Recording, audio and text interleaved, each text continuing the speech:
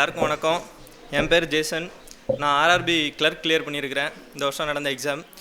First thanks வந்து நான் கடவுளுக்கு சொல்லிக்கிறேன். காட்ஸ் கிரேஸ் இல்லாமல் இந்த இடத்துல என்னால் நிற்க முடியுமான்னு தெரியல. இந்த எக்ஸாம் எழுதும்போது நான் கிளியர் பண்ணுவேன்ட்டு எனக்கு தோணலை. ஏன்னா என்னோட நிறையா ஹார்ட் ஒர்க் பண்ணவங்கலாம் இந்த எக்ஸாம் கிளியர் பண்ணல. கட் ஆஃபும் நான் நினச்ச அளவுக்கு வரல. நிறைய பேர் பயமுடுத்தினாங்க 130 135 போயிடும்னு. 120 தான் வந்தது. ஸோ கண்டிப்பாக கடவுளுக்கு நான் இந்த இடத்துல நன்றி சொல்கிறேன். அதுக்கப்புறம் நான் வந்து சுரேஷ் அகாடமிக்கு தான் சொல்லணும். நான் 2022 பாஸ்ட் அவுட்டு முடித்தோடனே இங்கே ஒரு 1 மந்த் கேப் இருந்தது. அதுக்கடுத்து இங்கே தான் ஸ்ட்ரெயிட்டாக வந்து ஜாயின் பண்ணேன். அகாடமி பியூட்டி என்னென்னா நீங்கள் ஜீரோவில் வந்து ஸ்டார்ட் பண்ணலாம். பேங்கிங் பற்றின ஒரு நாலேஜ் வேணும்னு அவசியம் இல்லை. ஜீரோவில் வந்து ஸ்டார்ட் பண்ணேன். ஃபஸ்ட்டு கிளாஸ் பேட்ச் அட்டன் பண்ணேன். அதுக்கப்புறம் ப்ரிலிம்ஸ் பேட்ச்சு, மெயின்ஸ் பேட்ச்சு, இப்போ இன்டர்வியூ வரைக்கும் இங்கே இன்ஸ்டியூட் தான் வந்துட்டுருக்கேன்.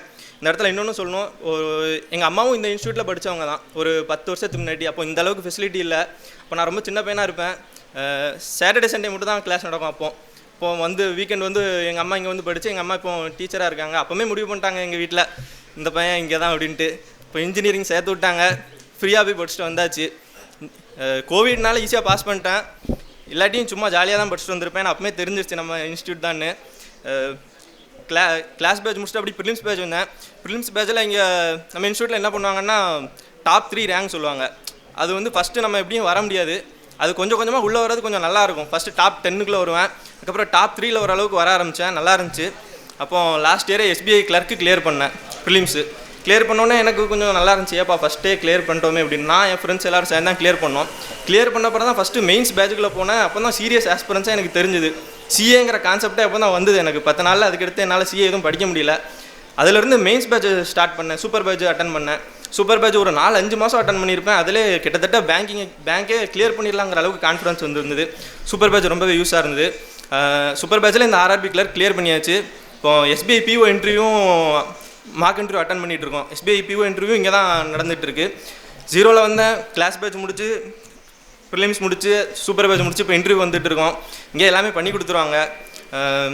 அட்டஸ்டடு கெசடட் சைன் வாங்கணும். அது கொண்டு இங்கே வாங்கி கொடுத்துட்டாங்க. இப்போ இன்டர்வியூ மட்டும் அட்டன் பண்ணால் போதும்.